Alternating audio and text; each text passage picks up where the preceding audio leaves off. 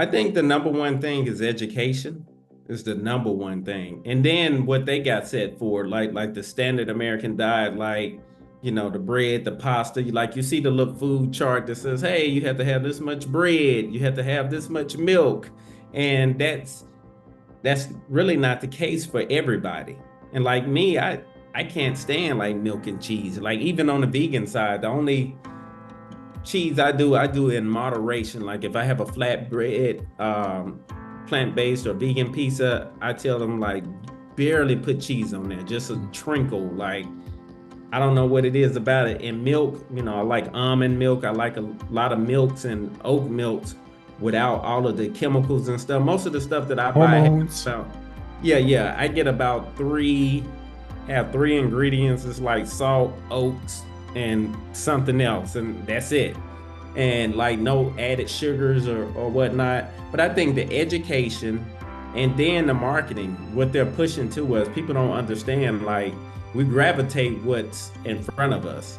So if they're always saying, hey, milk does the body good, and hey, this is, people don't know the American breakfast was like a whole marketing ploy, like the whole eggs and bacon, and hey, you should have this meal at the first of the day. It's a whole marketing ploy. And so that's what I love about learning about marketing and stuff. You get into the history of things, like all about like the engagement ring. People don't know that, like about that was a whole marketing thing about, hey, saving up 3 months of your income to buy your fiance this diamond A ring. It's diamond like, ring. Yep.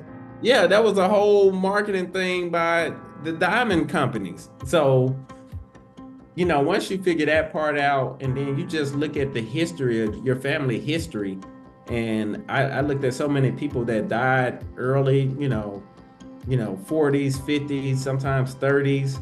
I'm from Mississippi originally, so health wasn't, like a top priority coming from Mississippi. And like it's still weird for them to like even conceptualize like, hey, dude, you don't eat meat, you don't do that. I'm like, no, I don't. And I'm on this fitness journey. I'm lifting weights. I'm doing a whole 9 yards.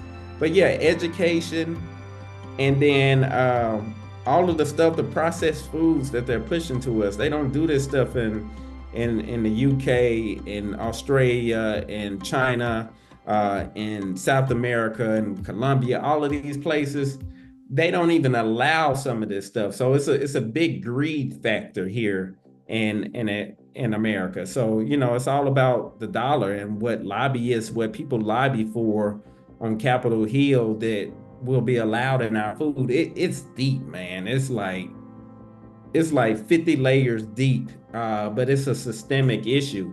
And so you have to make yourself conscious, aware of what's going on and dodge some of those things. And we can't escape it all. I know some people, they put water filters and hey, they're raw vegan, they do this, but you're gonna run into it at some point with air pollution or something like, Yep. unless you're like completely off the grid or in another country, you're gonna have some interactions with some toxic stuff. So whether it's air quality, water quality, and it's sad, man, because it's like this is supposed to be the land of the free and the opportunity and stuff, and now it's becoming like a very toxic environment.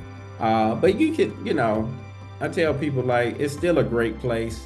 Like I still, I love the States. I want to have a place in another country, a few places. That's my bigger goal, to have several places all over the world where, that I own, that I can travel to and live.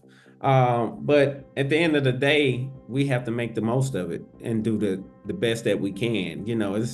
It could be a lot worse. I tell people like it's bad, but at least you're not in a war-torn Third country. world country. Yep. Yeah, yeah. And I send my prayers out in condolences to that. I don't like to compare that and say, hey, we're doing better, but it's an unfortunate situation that a lot of countries are in, that they have no control, no say so. They can't leave. And I'm like, man, and we're complaining about this.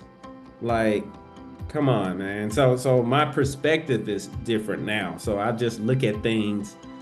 How you see the world is how you will experience it.